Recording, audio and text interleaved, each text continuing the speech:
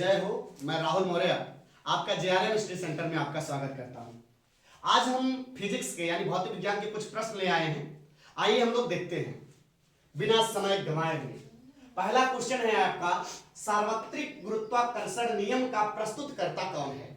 क्या लिखा है? सार्वत्रिक गुरुत्वाकर्षण नियम का प्रस्तुतकर्ता कौन है? ऑप्शन है आपका केपलर, गैलीलियो, न्यूटन, कापरनिकस। तो इसमें से कौन होंगे? न्यूटन जी होंगे। कौन होंगे? न्यूटन जी होंगे, यानी आपका ऑप्शन सी सही है। अब इसकी हम लोग व्याख्या सुनते हैं। आप लोगों ने पढ़ा भी होगा कक्षा 9 में, किन्हीं दो पिंडों के बीच लगने वाला आकर्षण बल उन दोनों पिंडों के द्रव्यमानों के गुणनफल के अनुक्रमानुपाती एवं उनके बीच की दूरी के वर्ग के व्युत्क्रमानुपाती होता है। अर्थात जो न्यूटन का सार्वत्रिक गुरुत्वाकर्षण नियम है वो कुछ इस तरह से है, m1 m2 अपान r स्क्वायर। जहां m1 जो है पहले पिंड का द्रव्यमान है और m2 दूसरे पिंड का द्रव्यमान है और r जो है वो दोनों पिंडों के बीच की दूरी है। मैंने क्या कहा? न्यूटन का सार्वत्रिक गुरुत्वाकर्षण नियम किन्हीं भी दो पिंडों के बीच की का द्रव्यमान उन दोनों पिंडों के द्रव्यमानों के गुणनफल के अनुक्रमानुपाती अर्थात या प्रोपोर्शनल m1 m2 एवं उनकी बीच की दूरी के वर्ग के व्युत्क्रमानुपाती होता है। ये मैंने बताया। अगर हम दो पिंड मान लें, एक पिंड ए है एक पिंड ए है, इसका द्रव्यमान m1 मान लें, इसका द्रव्यमान m2 मान लें और इनकी बीच की दूरी हम स्मॉल r मान लेते हैं। इनके बीच की दूरी कितना मान लेते हैं? Small r। और इनके बीच जो लगने वाला आकर्षण बल है वो अगर हम F मान लेते हैं तो क्या हो जाएगा? उन दोनों पिंडों के द्रव्यमानों के गुणनफल के अनुक्रमानुपाती एवं उनके बीच की दूरी के वर्ग के व्युत्क्रमानुपाती होता है। अगर हम दोनों समीकरणों को मिला दें क्या आपका हो जाएगा? F प्रोपोर्शनल m1 m2 अपान r स्क्वायर। फिर मैंने कहा दुनिया का प्रोपोर्शनल हटाने के पश्चात एक नियतांक आता है। यहां पर भी एक नियतांक आया है कैपिटल G, जिसे हम सार्वत्रिक गुरुत्वाकर्षण नियतांक भी कहते हैं।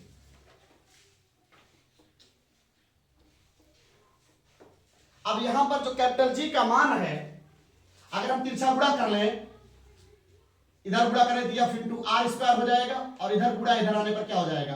भाग हो जाएगा, यानी m1 m2 बराबर आपका आ जाएगा G। अगर हम G के मात्रक की बात करें, तो हम लोग G के मात्रक, G को बोलते हैं गुरुत्वाकर्षण नियतांक। G को क्या बोलते हैं? गुरुत्वाकर्षण नियतांक बोलते हैं। अगर हम G के मात्रक की बात करें तो F मतलब बल है, बल का मात्रक क्या होगा? न्यूटन। और r दूरी है, दूरी का मात्रक क्या होता है? मीटर। स्क्वायर लगाए तो स्क्वायर लगा देंगे। और द्रव्यमान का मात्रक होता है किलोग्राम और इसका भी होगा किलोग्राम। क्या हो जाएगा? Newton metre square kilogram square. ये होगा आपका कैपिटल G का मात्रक अर्थात गुरुत्वाकर्षण नियतांक का मात्रक, जिसका मान जो होता है, अगर हम बात करें कैपिटल G के मान का तो 6.67 गुणे 10 घाती -11 मात्रक मैं लिखा हूं newton metre square upon kilogram square. ये हुआ। अब बात ये आती थी, इसमें एक चीज और जानेंगे। स्मॉल g गुरुत्वीय त्वरण है, कैपिटल G जो है वो गुरुत्वाकर्षण नियतांक है। इसका मान पूरी पृथ्वी पर एक समान होता है। आप चाहे ध्रुवों पर चले जाइए, चाहे आप विषुवत रेखा पर चले जाइए, आप कैपिटल G का मान जो रहेगा एक समान रहेगा। बात आती है स्मॉल g की, जिसको हम लोग गुरुत्वीय त्वरण भी बोलते हैं। इसी क्वेश्चन में हम ये पढ़ लेते हैं। जो आपका स्मॉल g है, गुरुत्वीय त्वरण है, वो पृथ्वी की सतह पर उसका मान सबसे ज्यादा होता है, यानी महत्तम होता है। अब उस पृथ्वी की सतह से अगर हम ऊपर जाएंगे तब भी g का मान घटेगा और पृथ्वी की सतह से नीचे जाएंगे तब भी उसका मान घटेगा। एक चीज और हमेशा ध्यान देना, तो जो गुरुत्वीय त्वरण होगा वो पृथ्वी के केंद्र में गुरुत्वीय त्वरण का मान जो होगा 0 होगा। पृथ्वी के केंद्र में गुरुत्वीय त्वरण का जो मान होगा वो 0 होगा। ध्यान समझिएगा, पृथ्वी की सतह पर गुरुत्वीय त्वरण का मान अधिकतम यानी महत्तम, पृथ्वी की सतह से ऊपर जाएंगे तब भी गुरुत्वीय त्वरण का मान घटेगा और पृथ्वी की सतह के नीचे जाएंगे तब भी गुरुत्वीय त्वरण का मान घटेगा।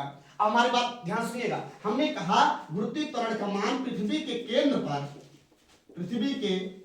पर 0 होता है। क्या होता है? 0 होता है। अब एक प्रश्न और बन सकता है यहां पर, गुरुत्वीय, अगर हम पृथ्वी पर ध्रुवों और विषुवत रेखा की बात करें, किसकी बात करें? ध्रुवों और विषुवत रेखा पर बात करें तो हम आपको बताएं, जैसे मान लीजिए पृथ्वी है पृथ्वी वैसे जॉइड आकार की होती है।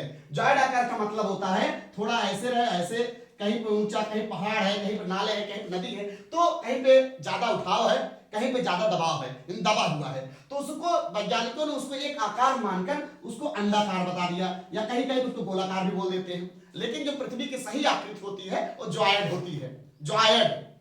अब हमारी बात ध्यान सुनिएगा, ये हो जाता है आपका ध्रुव, ये दोनों सिरे क्या हो जाएंगे आपके, ध्रुव हो जाएंगे, और ये बीच में जो है ये है आपका विषुवत रेखा, विषुवत रेखा ध्रुवों पर। अब मान लीजिए यहां पे पृथ्वी के केंद्र है, पृथ्वी हमारा ध्रुवों पर अगर हम बात करते हैं, ध्रुव पर जो जी का मान होता है वो अधिकतम होता है, ध्रुव पर जी का मान अधिकतम होता है, और विषुवत रेखा पर जी का मान न्यूनतम होता है, न्यूनतम होता है। बात समझ में आ रही है?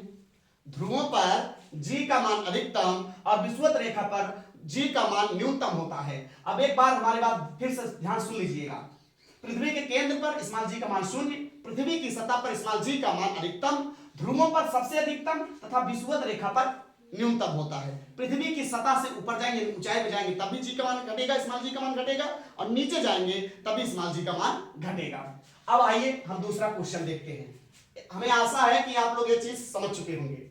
दूसरा क्वेश्चन है, पृथ्वी पर सूर्य द्वारा गुरुत्वाकर्षण बल। अभी आपने एक पढ़ा था, अभी हमने लगाया, यहां पे बताया भी था, F प्रोपोर्शनल 1/r²। हमारी बात ध्यान सुनिएगा कि जो लगने वाला, दोनों पिंडों पे जो लगने वाला बल होगा वो दूरी के वर्ग के व्युत्क्रमानुपाती होगा, यानी दूरी बढ़ेगी तो लगने वाला बल उसके वर्ग के हिसाब से घटेगा। हमारी बात सुन रहे हैं? यानी दूरी बढ़ती जाएगी तो लगने वाला आकर्षण बल कम होता जाएगा। लेकिन यहां पूछ रहा है पृथ्वी पर सूर्य द्वारा गुरुत्वाकर्षण बल। अब हमारी बात ध्यान सुनिएगा, मान लो हम पृथ्वी पर हैं और ये जो बल्ब है या सूर्य जो है वहां काफी दूरी पर है, यहां से पृथ्वी से सूर्य की जितनी दूरी होगी उतनी ही तो दूरी सूर्य की पृथ्वी से होगी ना। दोनों की दूरियां जो होगी वो समान ही तो होंगी, जितना यहां से पृथ्वी से सूर्य की दूरी है, सूर्य से भी उतनी पृथ्वी की दूरी होगी, यानी दोनों के बीच की जो दूरियां होंगी वो समान होंगी। जब दूरियां समान होंगी, यहां पे मैंने ऑप्शन ज्यादा नहीं लिखा, थोड़ा स्थान प्लेस कम था, तो क्या होगा, जितना गुरुत्वाकर्षण बल उसका इस पर लग रहा है उतना ही इसका उस पर लगेगा, यानी दोनों पर लगने वाला गुरुत्वाकर्षण बल क्या होगा, बराबर होगा। यानी सूर्य पर पृथ्वी द्वारा गुरुत्वाकर्षण बल के बराबर होता है, यानी जितना गुरुत्वाकर्षण बल पृथ्वी सूर्य पर लगाएगा उतना सूर्य ही पृथ्वी पर लगाएगा। अब तीसरा क्वेश्चन है, किसी पिंड का भार, किसी पिंड का भार, अभी मैंने जिक्र भी किया यहां पे, कैपिटल जी का मान पृथ्वी पर यानी कहीं भी कैपिटल जी का मान नियत होता है, क्योंकि ये स्थिरांक, इसका मान परिवर्तित नहीं होता है। हर जगह पर कैपिटल जी का मान 6.67 गुणे 10⁻11 न्यूटन मीटर स्क्वायर बटे किलोग्राम स्क्वायर होगा। लेकिन स्मॉल जी का मान बदलता रहता है। स्मॉल जी का जो मान होता है आपका होता है 9.8, क्या होता है 9.8 मीटर प्रति सेकंड स्क्वायर। लेकिन इसका मान बदलता रहता है, ध्रुवों पर अधिकतम है, विषुवत रेखा पर न्यूनतम है, तो कहीं पर ज्यादा है कहीं पर कम है, तो जाहिर सी बात है स्मॉल जी का मान अगर घटता बढ़ता है तो भार का भी मान क्या होगा, घटेगा बढ़ेगा, क्योंकि W बराबर होता है mg, यानी W मतलब वेट, भार, द्रव्यमान गुणे गुरुत्वीय त्वरण। द्रव्यमान तो कहीं बदलेगा नहीं, द्रव्यमान तो एक फिक्स वैल्यू है, नियत वैल्यू है। गुरुत्वीय त्वरण का मान जब पृथ्वी पर हर जगह बदल रहा है तो सारा मान क्या हो जाएगा, बदलता रहेगा। यानी पृथ्वी का जो किसी वस्तु का जो भार होगा प्रत्येक स्थान पर एक समान नहीं होगा, यानी भिन्न भिन्न होगा। आइए हम लोग ऑप्शन में देखते हैं, किसी पिंड का जो भार होगा पृथ्वी पर सभी स्थान पर एक समान होता है, गलत जवाब, अभी आप लोगों ने देख लिया। ध्रुवों पर अधिकतम होता है, ये बात सही है। क्यों ध्रुवों पर अधिकतम क्यों होता है, क्योंकि वहां पर गुरुत्वीय त्वरण का मान भी क्या होता है, अधिकतम होता है। जहां पर गुरुत्वीय त्वरण का मान अधिकतम होगा वहां पर भार का मान भी क्या होगा, अधिकतम ही होगा। क्यों, क्योंकि द्रव्यमान तो नियत है, फिक्स है। अब ये ऑप्शन आपका सही हो गया, अब इसको दोनों पढ़ने की जरूरत नहीं है। चौथा देखिए, किसी पिंड को पृथ्वी से चंद्रमा पर ले जाने पर, आप लोगों ने पढ़ा होगा जो आपका गुरुत्वीय त्वरण होगा वो पृथ्वी का वहां पर 1/6 है, यानी 1/6 है। जैसे अगर हमारा भार पृथ्वी पर 120 किलोग्राम है तो चंद्रमा पर कितना हो जाएगा, उसका 1/6 यानी 20 किलोग्राम हो जाएगा।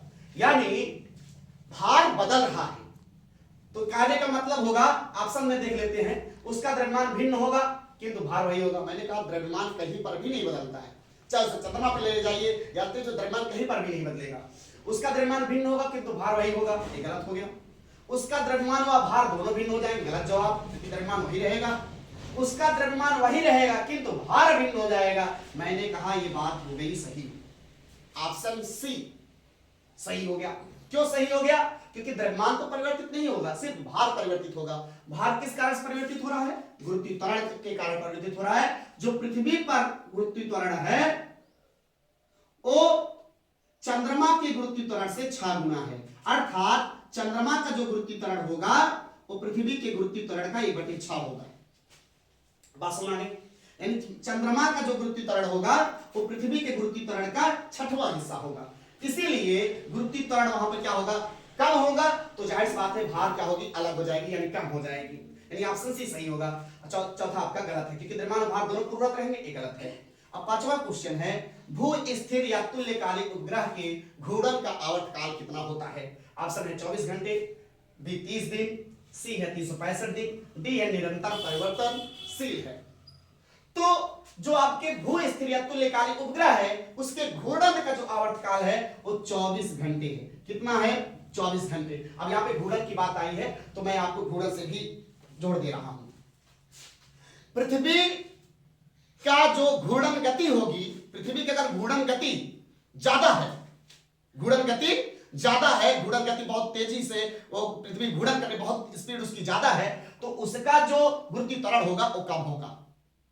घूर्णन गति ज्यादा, गुरुत्वीय त्वरण कम, यानी स्मॉल जी का मान कम। अगर घूर्णन जो है वो कम है, यानी धीमी गति कर रहा है, तो उसकी गुरुत्वीय त्वरण ज्यादा होगा। हमें आशा है आपको समझ में आया होगा। बहुत कम समय हम आपका लिए हैं।